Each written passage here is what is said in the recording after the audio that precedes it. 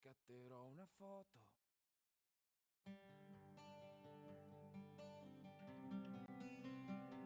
Ti scatterò una foto. Esta es Luna, mi nieta, y ahora voy a leerle un libro. Ricorderò e comunque e so che non. Bueno, Luna, ahora que tus padres te han dejado conmigo porque se han ido a trabajar, vamos a comenzar con este libro. Se llama El tapón. Trata sobre la vida de un tapón y es muy interesante. E capendo che ti ho perso ti scatto un'altra foto. En este capítulo vamos a ver cuando el tapón nace desde otros residuos y es transportado con un camión a la tienda donde le van a comprar. Es decir, va a ser vendido. Quando piove profili e le case ricordano te. Mis padres son los miles de residuos de plástico reciclado. Y esta es mi amiga, la botella con la que pasé gran parte de mi vida. Un día todas las botellas emprendimos un largo viaje, pero no sé a dónde. Al final del trayecto, unos humanos nos bajaron en cajas y nos colocaron como si fuéramos una exposición. Aquel día nos visitaron muchos humanos y se fueron llevando a mis compañeros. Al fin me incorporaron en una cesta de la compra. Pude conocer a mis dueños. Hasta aquí, el nacimiento. El primer capítulo de este libro, Inés. Durante esta primera parte, hemos aprendido que un tapón reciclado nace en una fábrica, donde conoce a su amiga la botella. Después, viajan juntos a un almacén y conocen a sus nuevos propietarios. Como todavía no han vuelto tus padres, continuaré leyendo un poco más. Capítulo 2. La vida. En este, el tapón, junto a la botella, serán abandonados en un vertedero, donde pasarán gran parte de la noche. Después serán recogidos, pero accidentalmente se separarán. Aún así, el tapón continuará su viaje, donde conocerá a sus nuevos compañeros. Este es mi nuevo hogar.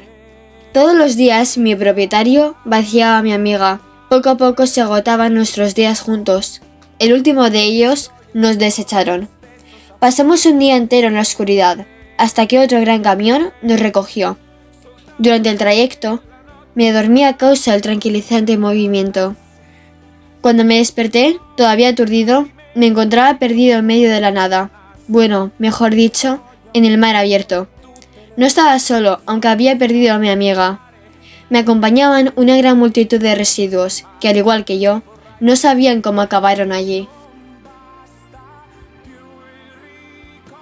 Y antes de que vengan tus padres, Clara, finalizaremos este libro encontrándonos con el tercer capítulo, llamado La muerte, donde veremos cómo acaba la historia del tapón, a qué sitio lo llevan, qué hacen con él y en qué se convierte. Un día como cualquier otro en aquel lejano lugar, pude diferenciar al horizonte la silueta de un barco que se dirigía hacia nosotros. Unos minutos más tarde, una enorme y rígida red fue la encargada de retenernos y arrastrarnos fuertemente hasta llegar a la costa. De nuevo me encontraba en la fábrica, mi lugar de origen. Todo era como lo recordaba. Primero me ducharon, después pasé por una máquina donde me hicieron en 1000 pedazos. Finalmente nos mezclaron a todos y comenzaron a unirnos. En ese momento acabó mi vida, pero empezó la de mi hijo.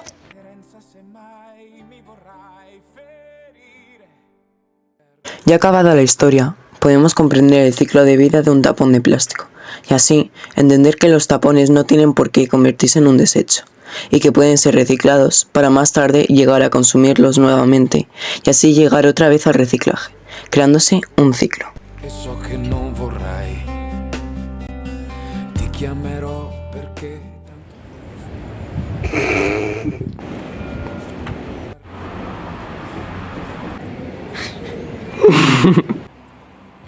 Esta es Luna, mi nieta. Bueno, Luna, ahora que tus...